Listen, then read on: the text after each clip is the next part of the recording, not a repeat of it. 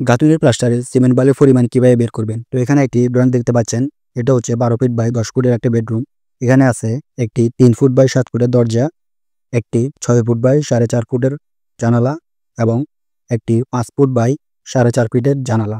তো প্রথমে আমাদেরকে সম্পূর্ণ ওয়ালের দৈর্ঘ্য বের করতে হবে।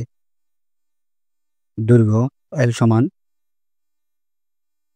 এই ওয়ালের এখান থেকে এ পর্যন্ত হলো 12 ফিট, আবার এখান থেকে এ পর্যন্ত হলো 12 ফিট, মানে 12 ফিটের ওয়াল আছে দুইটি। তারপর এখান থেকে এ পর্যন্ত হলো 10 ফিট, আর এই অংশটা এবং এই অংশটা কিন্তু বাদ পড়েছে।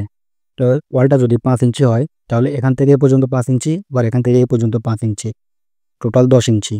টোটাল 10 ফিট 10 ইঞ্চি, 10 ইঞ্চিকে ফিটে নিলে হয় 0.83 ফিট, 10.83 ফিট। এখান থেকে এ পর্যন্ত 10.83 ফিট, আবার এখান থেকে এ পর্যন্ত 10.83 ফিট গুণ 2 সমান 45.66 ফুট, অর্থাৎ সম্পূর্ণ ওয়ালের দৈর্ঘ্য হলো 45.66 ফুট। এবার আমাদেরকে ওয়ালের ক্ষেত্রফল বের করতে হবে। ক্ষেত্রফল A সমান L গুণ B। L মানে দৈর্ঘ্য, দৈর্ঘ্য হলো 45.66 ফুট, আর B মানে প্রস্থ বা ওয়ালের উচ্চতা, মেঝে থেকে স্ল্যাব পর্যন্ত ওয়ালের উচ্চতা। ধরলাম মেঝে থেকে স্ল্যাব পর্যন্ত উচ্চতা হলো 10 ফুট। তো এবারে দুটো হিসাব করলে আসে 456.6 SFT বা বর্গফুট। আমরা টোটাল ক্ষেত্রফল পেয়ে গেছি। এবার আমাদেরকে এই ক্ষেত্রফল থেকে দরজা জানালার যে ওপেনিংগুলো আছে ওইটা বাদ দিতে হবে, কারণ এই ওপেনিংগুলোতে প্লাস্টার হবে না। তো আমরা দরজা জানালা বাদ দিয়ে ক্ষেত্রফলটা বের করি। দরজা ও জানালা বাদে ক্ষেত্রফল A সমান 456.6 বর্গফুট বিয়োগ, এখানে দরজা আছে একটি, চওড়া 3 ফিট, উচ্চতা 7 ফিট।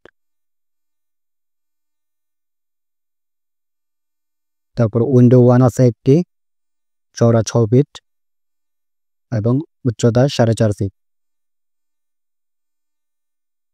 দরজা 2 আছে একটি, চওড়া 5 ফিট, উচ্চতা 4.5 ফিট।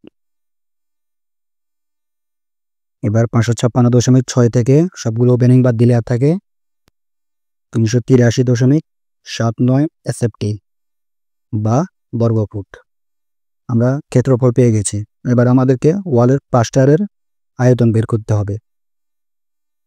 প্লাস্টারের আয়তন B সমান, ক্ষেত্রফল পেয়েছি 383.79 গুণ, প্লাস্টারের পুরুত্ব আমরা হাফ ইঞ্চি ধরে নিলাম, হাফ ইঞ্চিকে 12 দিয়ে ভাগ দিয়ে ফিটে নিয়ে আসতে হবে 0.042 ফিট।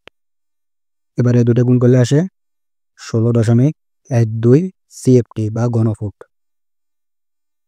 এটা হলো ওয়ালের একদিকের প্লাস্টারের জন্য, কিন্তু আমরা যেহেতু প্লাস্টার দুই দিকে বের করছি এজন্য আমরা এই মানের সাথে আরো 2 গুণ দেব, যেহেতু আমরা দুই দিকে প্লাস্টারের পরিমাণ বের করছি, সমান 32.24 ঘনফুট।